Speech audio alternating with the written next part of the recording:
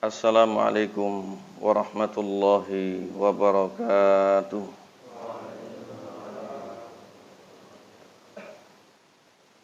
Innal hamdalillah nahmaduhu wa nasta'inuhu wa nastaghfiruh wa na'udzu billahi min syururi anfusina wa min sayyiati a'malina. May yahdihillahu fala mudhillalah wa may yudlil fala hadiyalah. Asyhadu an la ilaha illallah wahdahu la syarika lah wa asyhadu anna Muhammadan abduhu wa rasuluh alladzi la nabiyya ba'dah. Allahumma salli wa sallim wa barik ala Rasulillah wa ala alihi wa ashabihi wa man ittaba'ahum bi ihsanin ila yaumil qiyamah. Amma ba'd. Jadi mari kita jaga nikmat ini, nikmat berupa aman, nikmat berupa sehat, dan nikmat berupa bisa makan. Mudah-mudahan Allah jadikan kita istiqomah dan terus mendapatkan sampai dengan akhir hayat. Jalanallahu ayyakum minasyakirin. Mudah-mudahan kita termasuk di antara hamba-hamba yang bersyukur. Amin ya mujibasa sa'il. Kita lanjutkan kajian kitab Al-Mukhtasarus Tsamin fi Siratin Nabi wa Khulafaih Rasyidin. Mengenal secara ringkas Nabi dan Khulafaur Rasyidin. Karya dari Syekh Faisal Muhammad bin Jabir Al-Fahadi. Terakhir kita kaji bagaimana dakwahnya baginda Nabi Shallallahu Alaihi Wasallam dan berbagai macam arah rintangan beliau beserta sahabat. Kita bahas pada pagi hari ini seputar hijrah yang dialami oleh Nabi maupun para sahabat, dan ini merupakan bagian tersendiri dari sirah nabawiyah. Hijrah niku makna dari banyak segi, baik bahasa maupun deskripsi istilah, artinya adalah pindah. Hajara yuhajiru itu artinya adalah pindah. Sehingga dalam makna secara umum orang berhijrah itu adalah pindah atau pergi dari tempat yang dirasa kurang ke yang lebih daripada itu. Adapun secara makna banyak, Pak. Kalau tempat tidak lagi berlaku, bisa jadi pribadi yang dulu ke yang lebih baik. Ini juga dikenal dengan istilah hijrah. Dan ini banyak di antara kita yang melalui dan mengalaminya. Hijrahnya Rasul merupakan peristiwa yang sungguh sangat heroik. Ya kalau sekarang di zaman telekomunikasi, transportasi sangat maju. Zaman dulu, Wak, neklik. Berjalan ya dengan kaki. Kalau ada kendaraan itu ya untung-untungan. Ya kalau zaman sekarang. Ya, hampir tidak ada orang yang kemudian safar pergi ke luar kota atau bahkan keluar desa lah. Kok nyuwun sewu melampah, enten ta. Jenengan luar komplek, perumahan niki wau, langgar niki wau, kok kemudian rawuhnya dengan melampah, enten? Tidak ada. Saya pun juga menggunakan transportasi, sepeda motor. Jadi perjuangan saat itu tuh luar biasa. Kisah ini berawal dari berbagai macam keadaan dan kejadian. Kalau ditahunkan tahun 622 Masehi, yaitu 1 Hijriah menurut penetapan Umar bin Khattab radhiyallahu an. Hijrah ini, Bapak sekalian, memiliki latar belakang yang sangat kompleks sekali. Banyak sekali kejadian dan keadaan yang kemudian Nabi diberikan izin oleh Allah untuk bisa berhijrah. Disebutkan, jadi di 10 tahun dilaluinya berdakwah oleh Nabi baik secara sembunyi kemudian terang-terangan di Mekah. Itu hasilnya luar biasa. Tapi yang tidak menerima, yaitu gelombang penolakan, bahkan nanti melakukan ancaman, bukan hanya itu, juga dalam bentuk fisik dan yang lainnya, itu juga tidak sedikit. Sehingga Nabi ini berpikir, ya apa caranya Islam ini juga diterima di luar Mekah. Seakan-akan Nabi itu berharap ada tempat lain yang mungkin bisa digunakan sebagai markas atau digunakan sebagai tempat baru untuk menyebarkan agama Allah Subhanahu wa ta'ala. Maka Nabi menyurati para kepala suku, tidak ada hasil. Nabi berdakwah keluar Mekah, termasuk ke Thaif, ditolak-tolak. Dan itu terjadi sepeninggal paman sekaligus sepeninggal istri. Dua orang yang memiliki posisi tertentu dan luar biasa. Nabi menyayangi mereka. Ternyata Allah menunjukkan hal yang lain. Dan ini bagian dari nikmat yang sungguh besar. Ada 5 orang yang dicatat oleh sejarah yang kemudian dengan gampang mendapatkan hidayah Islam dan ini berasal dari luar Mekah. Dari Yathrib ada orang yang bernama Suwaid bin Somit. Ini orangnya bijak, ahli dalam hal tutur kata dan retorika. Sehingga Allah memberikan petunjuk masuk ke dalam Islam. Tapi ternyata kemudian kelak meninggal dunia. Datang berikutnya adalah Iyas bin Mu'ad. Masih dari wilayah sana, dari utara Mekah. Tepatnya Yathrib atau kelak disebut Madinah. Menginginkan bala bantuan untuk kelangsungan atau eksistensi sukunya yang hampir punah. Kemudian bertemu Nabi Muhammad masuk Islam, diperintah untuk pulang, dijanjikan pertolongan ketika sudah jaya agama Allah. Ternyata ketika perang pun juga meninggal dunia. Orang ketiga dari sana namanya adalah Jundub bin Junadah atau yang lebih kita kenal dengan sebutan Abu Dzar Al-Ghifari. Ini dari sisi selatan pinggiran Yathrib atau Madinah. Dulu menyuruh adiknya untuk memata-matai, katanya ada nabi baru di Mekah. Adiknya pulang dengan memberikan cerita, tapi dia belum mantap sehingga langsung turun tangan ke Mekah. Di sana mendapat hidayah untuk kemudian dekat dengan Rasulullah, tapi tidak kembali pulang ke Yathrib atau Madinah. Dari utara 3 yang masuk Islam sekalian. Kemudian histori mencatat dari selatan ada 2 orang. Ini bukan orang sembarangan. Memiliki kisah yang unik. Yang pertama adalah Tufail bin Amr, yaitu orang besar atau selevel dengan bupati kalau sekarang. Yang kemudian setelah masuk Islam diperintah oleh Nabi untuk kembali kepada kaumnya ketika nanti dalam sebuah peperangan datang membawa pasukan yang banyak untuk membela Islam. Yang kedua atau yang terakhir masih dari sisi selatan yaitu dari Yaman, Dhimat Al-Asdi. Dhimat Al-Asdi. Ini orang memiliki hal yang lain dalam dirinya, bisa dibilang orang pinter. Pekerjaannya adalah nambani atau meruqyah atau dalam bahasa masyarakatnya nyuwuk. Dhimat Al-Asdi radhiyallahu an. Ketika itu mendengar desas-desus katanya di Mekah itu ada orang yang menyampaikan ajaran yang lain. Banyak yang tidak pro. Maka berkeinginan terketuk hatinya untuk ke sana. Jajal sih tak tambanane. Ternyata dengan sebab itu pertemuannya dengan Nabi ini subhanallah membawa maslahat. Sampailah di Mekah. Kemudian ditunjukkan mana katanya orang itu. Oh Muhammad rumahnya di sana. Didatangi, diketuk pintunya. Ya enggak salam. Ya cuma dodok-dodok. Nabi yang enggak mengucap apa-apa. Dalam hadis Sahih Muslim itu disebutkan khutbatul hajah. Innal hamdalillah sampai kemudian asyhadu alla ilaha illallah la syarikalah wa asyhadu anna Muhammadan abduhu wa rasuluh. Lah kok seakan-akan hatinya itu melayang, Pak.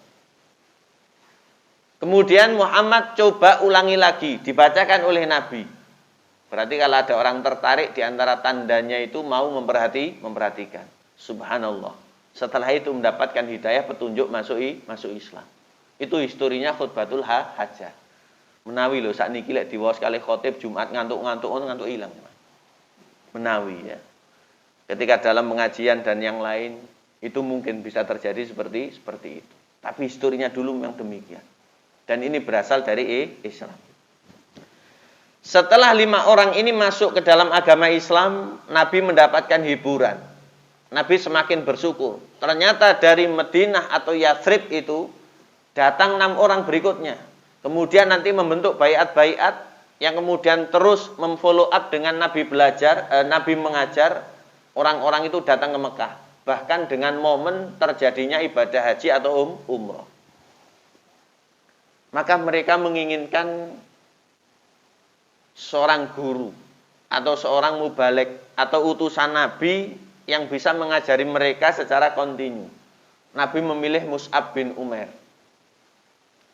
Ternyata di sana luar biasa, pulang ngabari Nabi, animo masyarakat yang menerima ajaran Islam itu semakin banyak sekali. Bahkan kisah masuknya Sa'ad bin Mu'ad dan Usaid bin Khudair itu sungguh sangat terkenal. Maka orang sana ketika melihat kondisi Mekah seperti itu, keprihatinannya semakin dalam. Kemudian siap menerima Nabi dan umat Islam lahir dan batin, yang kelak mereka disebut dengan kaum Ansor. Kumpulan dari beberapa suku besarnya Aus dan Khazraj. Kisah itu bermula ketika di Mekah ini orang-orang kafir tidak tinggal diam dan tidak terima karena umat Islam mendapatkan tempat baru. Oh, berarti mereka sekarang ada yang dituju, di sana ada bolonya. Jangan-jangan membentuk komunitas dan seterusnya. Dan kemudian ayat hijrah sudah turun.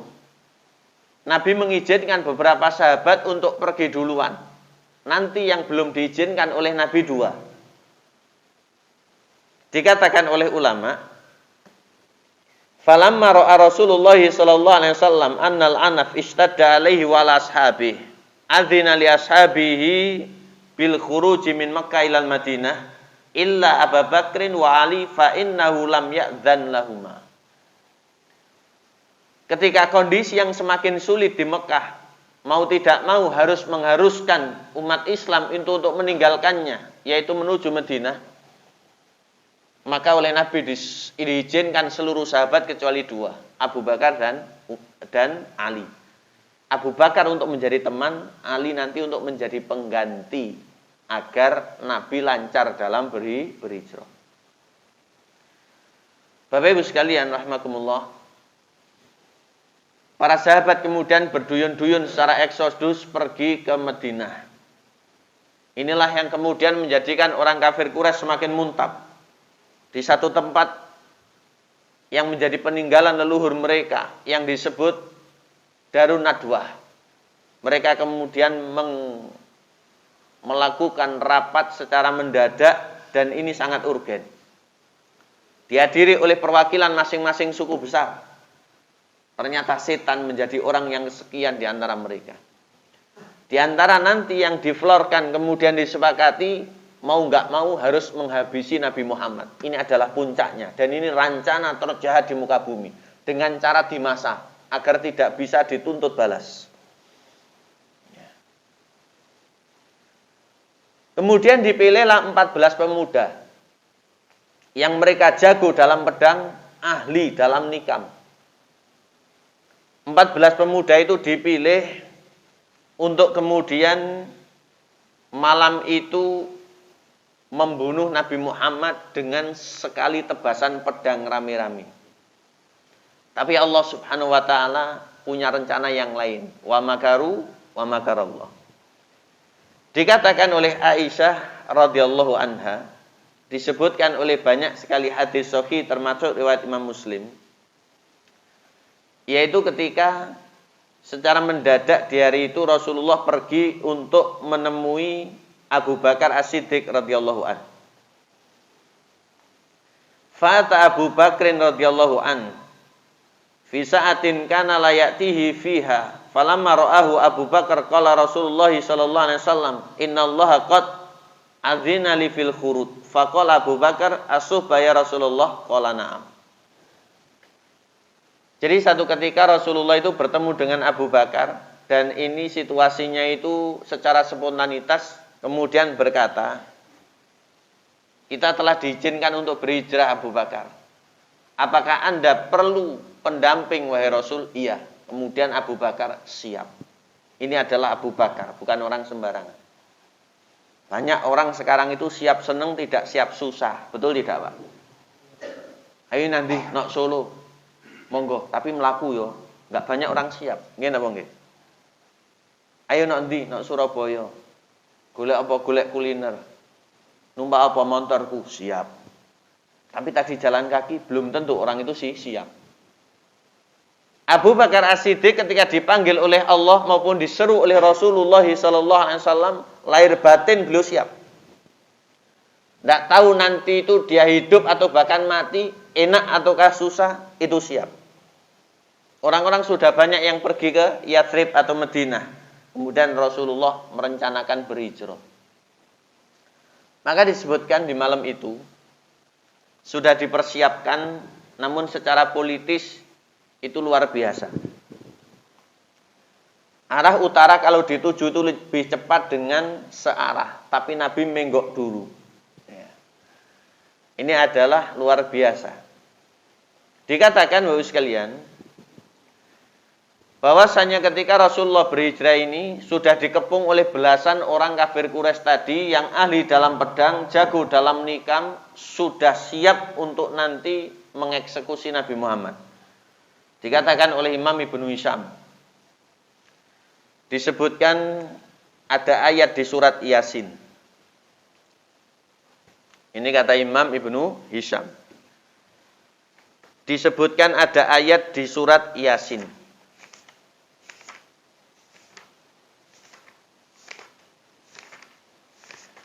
Rasulullah SAW membacakan ayat yang ke-9. Surat Yasin, surat yang ke-36, ayat 9. A'udzu billahi minasyaitonir rajim. Wa ja'alna min baini aydihim sadda wa min khalfihim sadda waghshaynahum fahum la yubsirun. Kami adakan di hadapan mereka itu dinding, di belakangnya juga. Kami tutup mata mereka sehingga tak mampu untuk melihat. Nabi menggenggam pasir. Ketika disanggung oleh belasan orang yang siap membunuh tadi, mereka tertidur, terlelap pulas. Batuknya ditaburi pasir satu persatu, kemudian Nabi berhijrah sesuai dengan janjinya dengan Abu Bakar As-Siddiq radhiyallahu anhu. Kejadian ini terjadi di waktu malam. Karena memang Nabi itu kebiasaannya, beliau SAW ketika waktu malam, Bapak Ibu sekalian, maka akan bermunajat di sekitar Ka'bah. Ini waktu yang ditunggu. Ini waktu yang ditunggu. Saat itu sudah ada syariat sholat. Setelah kejadian ini terjadi, rumah Nabi ketika disanggung atau diblokade tadi itu, ternyata fajar itu mulai datang, orang-orang itu masih terlelap. Abu Lahab yang kemudian mengabari mereka, apa sing kok enteni? Muhammad kok belum metu-metu? Alah kasep wis metu ket mang. Lu masak ta? Diintip ternyata masih tidur. Hampir mirip dengan Nabi itu ternyata adalah Ali bin Abi Thalib. Diperintah, Ali nanti tidurlah di tempat saya biasa tidur. Gunakan serban yang biasa saya pakai. Kemudian Ali dikeluarkan dari rumah, hendak dibunuh tidak jadi. Mau bunuh Ali ya mikir-mikir, jagoan ini. Karena tidak terima dengan rencana gagalnya Abu Jahal yang namanya Amr bin Hisham, laknatullah alaih. Langsung menuju rumahnya Abu Bakar, karena orang paling dekat dengan Nabi itu Abu Bakar.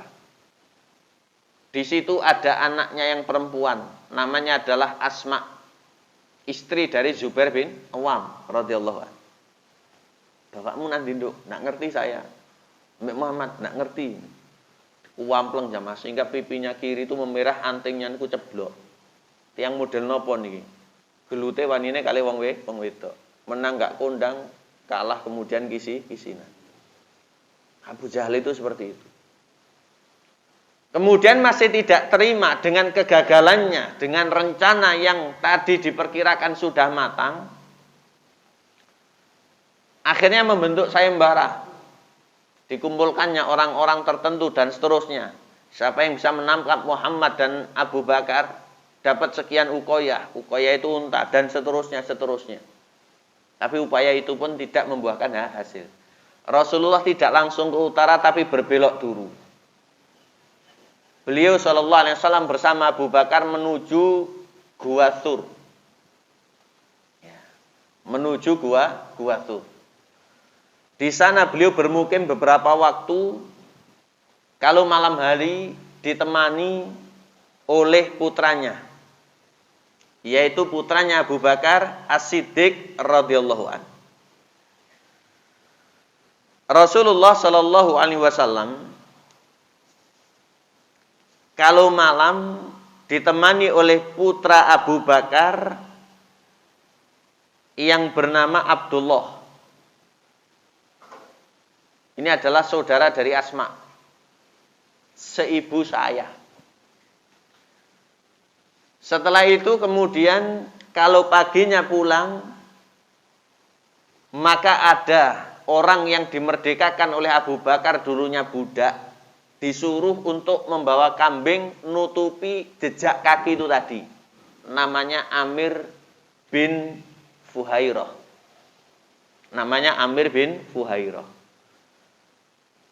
Adapun di waktu tertentu dalam hal konsumsi, putrinya Abu Bakar As-Siddiq radhiyallahu an yang bernama Asma itu membawakan bekal untuk dimakan orang tua bersama Nabi. Bahkan nanti ketika mau berangkatnya untuk berhijrah, tidak ada tali yang bisa digunakan untuk mengikat bekal tersebut, maka sabuknya itu dibelah menjadi dua. Sehingga dikenal sebagai wanita pemilik dua ikat pinggang. Radhiyallahu anhu. Jadi kisahnya itu seperti itu. Kemudian Bapak Ibu yang kami muliakan, setelah beberapa waktu di dalam gua, maka di gua itu sendiri ada peristiwa yang ini mungkin kula panjenengan tidak tatak. Ini hanya orang-orang khusus dan orang-orang pilihan. Disebutkan oleh Imam Bukhari dalam hadisnya. Ketika di Mekah itu masih gonjang-ganjingnya rame, hiruk pikuknya itu dahsyat. Sayembarannya itu masih berlaku terus. Menangkap Muhammad, menangkap Abu Bakar, dapat sekian. Pasukan kafir Quraisy yang berkuda, mereka adalah orang-orang yang hebat. Itu sudah sampai di dekat gua. Sudah sampai di situ. Maka dikatakan oleh Abu Bakar As-Siddiq, qultu lin Nabi, saya matur kepada Nabi. Wa ana fil ghar. Saat itu posisinya berada di gua. Lau anna ahadahum nadhara tahta qadamaihi labsorona. Kalau ada satu saja dari orang berkuda itu melihat ke arah bawah, niscaya akan kelihatan kita. Maka Rasulullah menghibur. Ini adalah tawakal tingkat tinggi. Seluruh usaha sudah mentok. Allah lah satu-satunya harapan sekalian. Ma dhannuka ya Abu Bakar bithnaini la husalithuhuma. Abu Bakar, bagaimana menurutmu dua orang yang ketiganya adalah pertolongannya Allah Subhanahu wa taala. Jadi tidak perlu ada yang dikhawatirkan.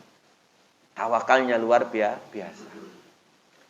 Mungkin lek saniki nyuwun sewu nggih sampai kebelet barang, Pak. Nggih napa nggih. Kondisi seperti itu. Ya. Kita ini rawan untuk nervous, rawan untuk grogi, nggih napa nggih. Coba nyenengan ingat-ingat dulu ketika pertama kali datang ke rumah calon mertua. Tenang napa ndrodok. Sak kendel-kendele jenengan seperti itu. Bahkan Ustadz kondang yang seakan-akan singa mimbar datang teng grane Moro Sepah jadi tikus cuma. Berat ini ya. Ini berat. Jadi kondisi seperti itu luar biasa. Kondisinya itu luar biasa. Setelah kondisi-kondisi itu berlalu, kemudian sampailah pada waktu yang ditentukan Rasulullah berhijrah lewat tepi sisi barat untuk menuju Yathrib atau kemudian kelak disebut Madinah. Dengan menaiki unta digonceng oleh Abu Bakar. Satu unta dikendarai oleh orang yang disewa, yaitu orang Yahudi yang ahli menunjukkan jalan. Maka kejadian pun juga tidak kalah genting. Di keadaan itu banyak sekali kejadian dan ini di luar nalar. Semuanya itu adalah mukjizat sekaligus pertolongan dari Allah Subhanahu wa taala. Dikatakan oleh beberapa ulama sejarah berdasarkan pemaparan sejarawan maupun ahli hadis. Disebutkan di antaranya Imam Bukhari pernah menyampaikan,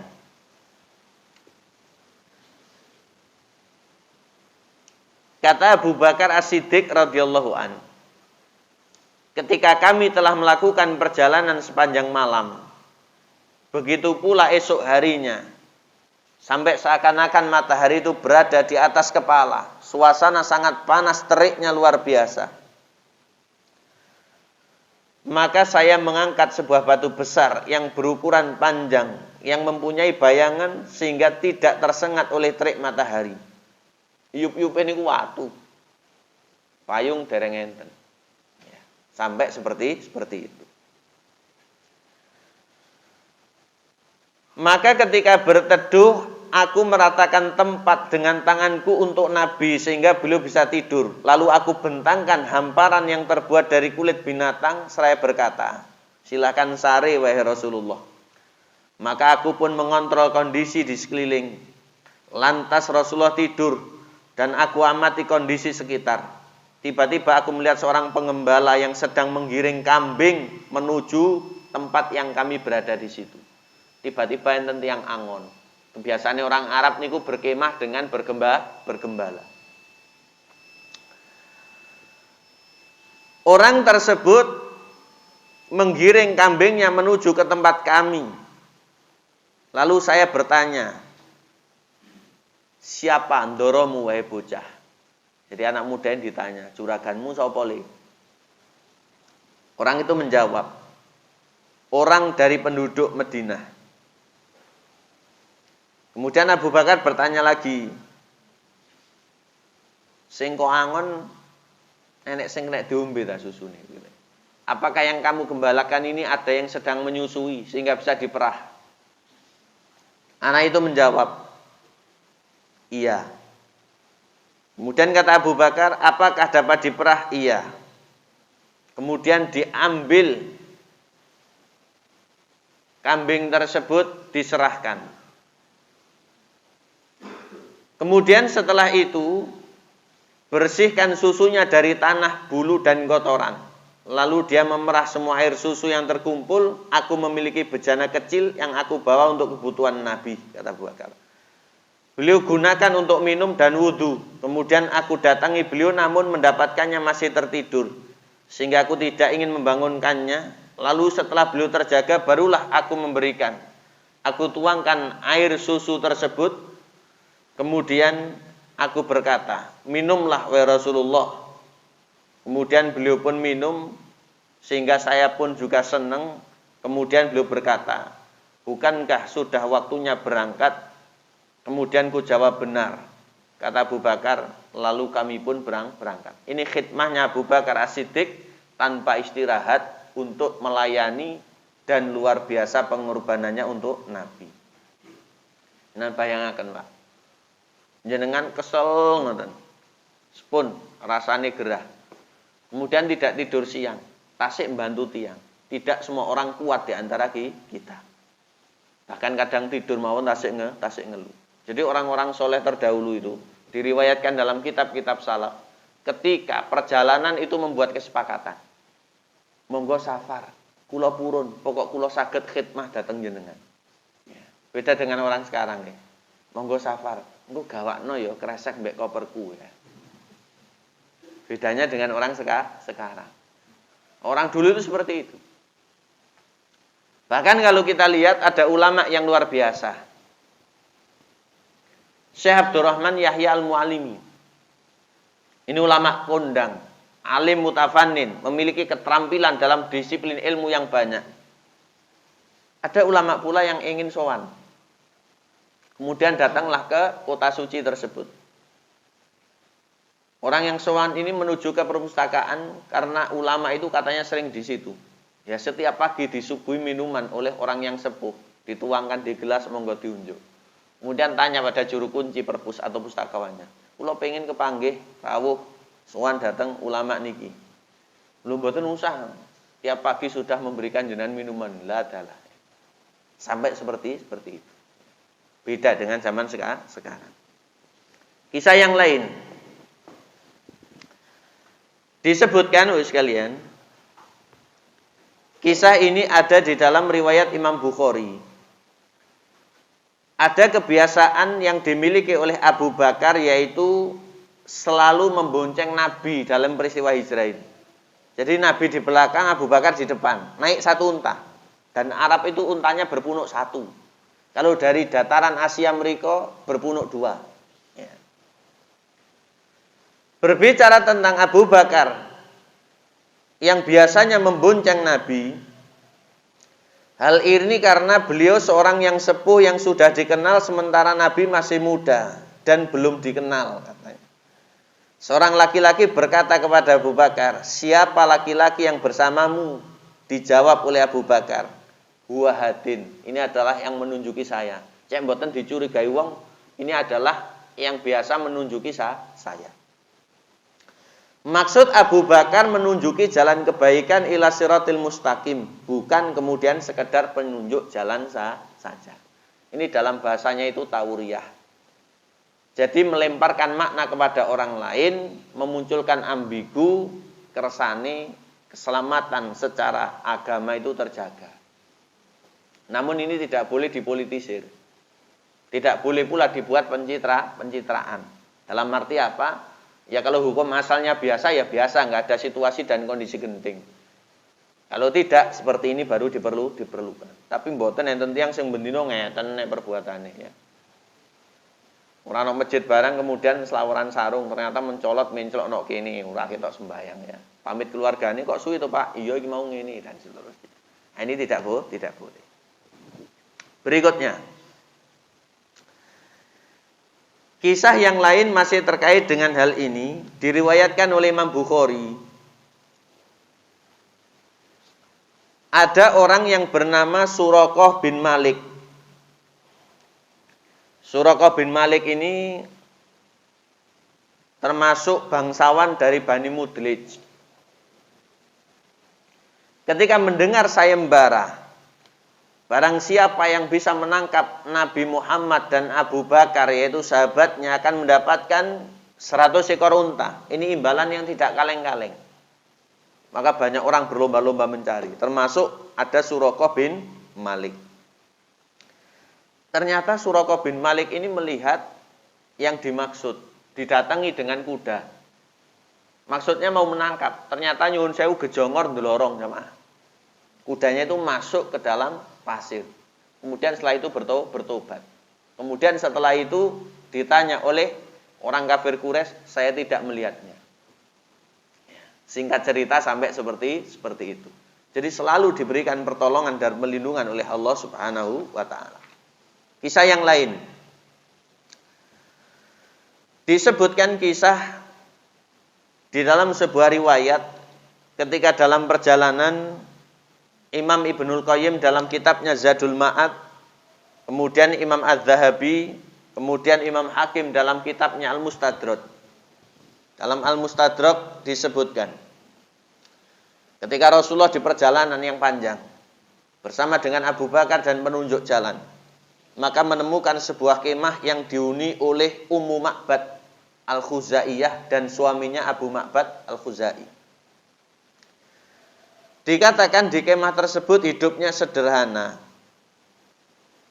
Istrinya seorang wanita yang cerdas dan bekerja. Sudah biasa hidup miskin berada di dalam kemah. Kemudian Rasulullah dan Abu Bakar menemuinya. Bertanya,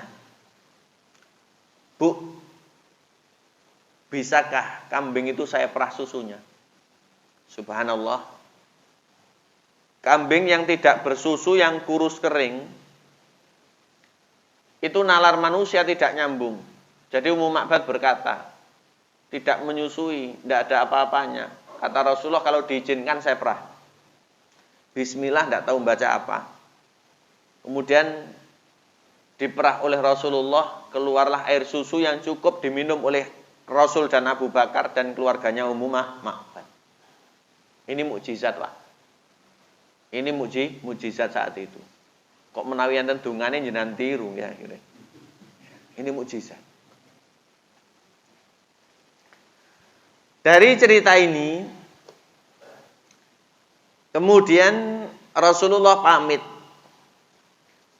Selang beberapa waktu suami Ummu Ma'bad yaitu Abu Ma'bad pulang. Kemudian heran, semakin yakin ternyata yang dimaksud orang Quraisy ya orang itu. Nah, ini benar-benar nabi. Ya, ini benar-benar nabi. Berikutnya disebutkan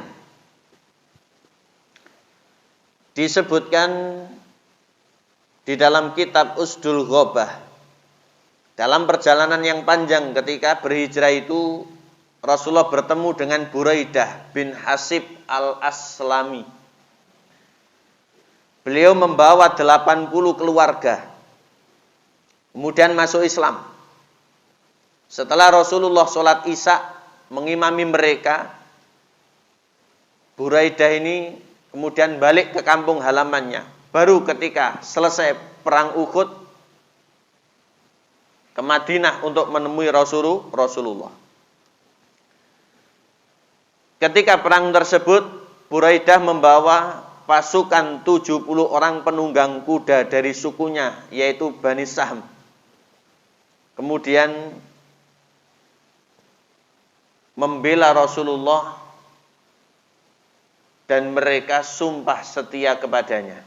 Ini disebutkan dalam kitab Usdul Ghobah. Jadi tanpa paksaan masuk ke dalam agama Islam. Ini adalah nikmat yang besar. Yang lain disebutkan oleh Imam Bukhari dalam perjalanan yang panjang tadi,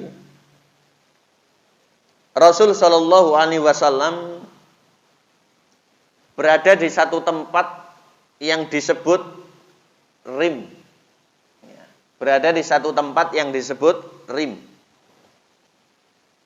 Rim itu kalau bahasa aslinya artinya adalah rusa.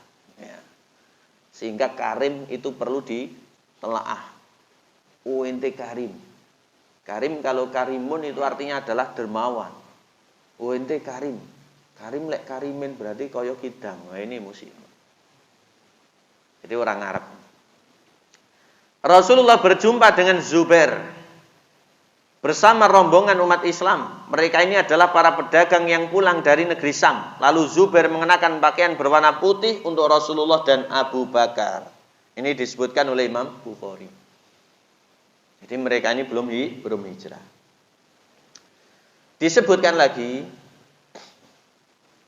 Disebutkan di dalam kitab Usdul Ghobah juga oleh Imam Ibnu Hisham. Rasul Shallallahu Alaihi Wasallam dalam perjalanan itu melewati Abu Aus Tamim bin Hajar, yaitu Abu Tamim Aus bin Hajar, di satu tempat yang bernama Qohdawat, yang terletak antara Jufah dan Harsh, yaitu di Al-Araj. Ini tempat Rasulullah dulu pernah gerujukan ketika puasa, sehingga tidak membatalkan wudu. Salah satu unta beliau mulai melamban, sehingga beliau bersama Abu Bakar menunggangi satu unta. Lalu Aus membawanya ke unta jantan miliknya dan mengutus budaknya bersama mereka berdua. Budak ini bernama Mas'ud. Dia berkata pada budak, telusurilah jalan bersama keduanya karena kamu banyak mengetahui seluk-beluk jalan. Jangan berpisah dengan mereka. Lalu dia telusuri jalan tersebut, kemudian menunjukinya ke Madinah. Kemudian Rasulullah mengembalikan Mas'ud pada tuannya, yaitu Abu Tamim Aus bin Hajar. Setelah itu menyuruhnya agar meminta Aus menghiasi bagian leher untanya dengan tali kuda, yaitu 2 lingkaran, dan memanjangkan antara keduanya, maka jadilah ia sebagai ciri khas mereka. Tatkala orang musyrik datang ketika perang Uhud, Aus mengirim budaknya yaitu Mas'ud bin Hunaidah dari Arad dengan berjalan kaki untuk memberitahu perihal orang Quraisy kepada Rasul. Ini disebutkan oleh Ibnu Makulah dari Imam At-Tabari. Aus masuk Islam setelah kedatangan Rasulullah di Madinah dan menetap di Arad. Jadi ini banyak membantu dalam situasi genting dan penting. Bapak Ibu sekalian, 7 ini adalah singkat dari kejadian luar biasa yang pernah dialami oleh baginda Nabi. Dan hijrah belum selesai. Karena beberapa waktu setelah ini Nabi masih akan berada di tempat yang disebut Quba dengan kemudian membangun masjid pertama yang menjadi masjid ketiga yang ada di muka bumi, yaitu Masjid Haram, kemudian Masjid Aqsa, kemudian Masjid Quba. Baru nanti ketika peristiwa hijrah itu benar-benar terjadi, Rasulullah membangun masjidnya, yaitu Masjid Nabawi. Masjid Nabawi.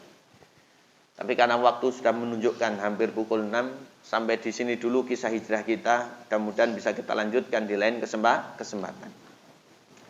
Barakallahu fikum. Terima kasih atas kesempatan yang diberikan. Lebih kurangnya mudah-mudahan Allah mengampuni kita semuanya atas segala kekurangan. Wallahu a'lam bishawab wa akhiru da'wana. Mari kita usaikan dengan baca istighfar majelis.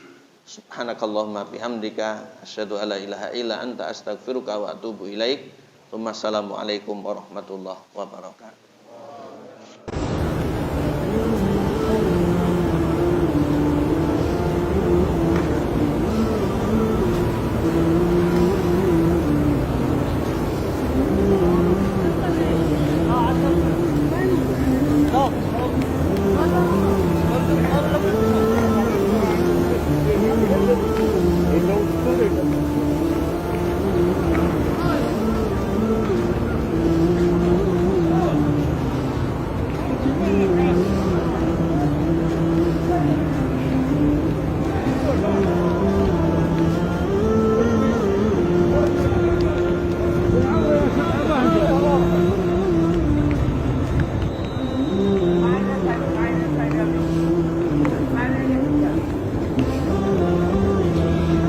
ترى أنا مع الشمس ماني شايفة شيء، فإذا كتبت شيء ما حرد عليكم.